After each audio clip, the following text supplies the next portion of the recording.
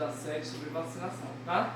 Hoje vamos falar sobre a vacina da febre amarela, uma vacina que é aplicada a partir dos 9 meses na rede particular e na rede pública em caso de viagem para zonas endêmicas, tá? A vacina hoje é feita na rede particular aos 9 meses e o reforço com 4 anos.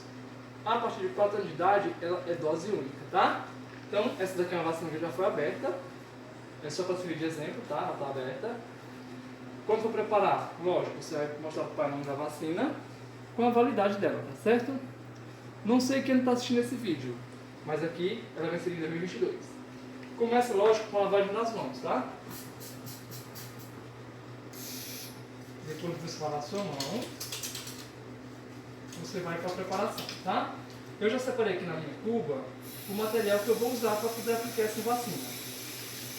Eu separei o algodão, o laborálcool e o stopperzinho. Esse material é o meu material de aplicação da vacina, tá? Essa vacina é aplicada via subcutânea, tanto em criança como em adulto. Então ela vem assim, ó. Aqui a bula e ela vem dessa maneira. Aqui já foi aberta, né? Como eu falei.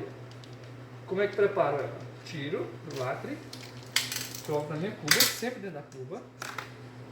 Vem com essa tampinha que você tira. Aqui dentro vem um pozinho, tipo um tabletezinho, tá? Redondinho.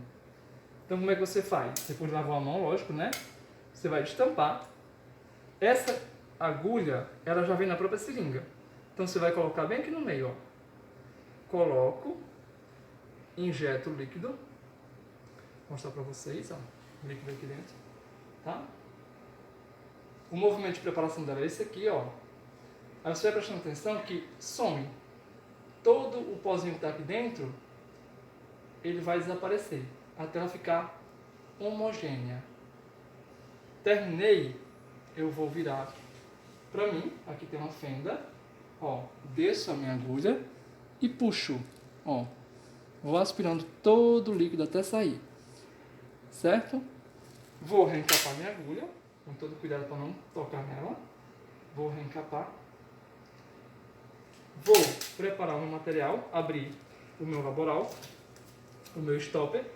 Vou fazer a asepsia do local onde vai ser aplicada, pode ser aqui na criança ou aqui. E vou administrar a vacina, tá? Via subcutânea, ângulo de 45 graus. Essa vacina pode ser aplicada até os 59 anos de idade, tá?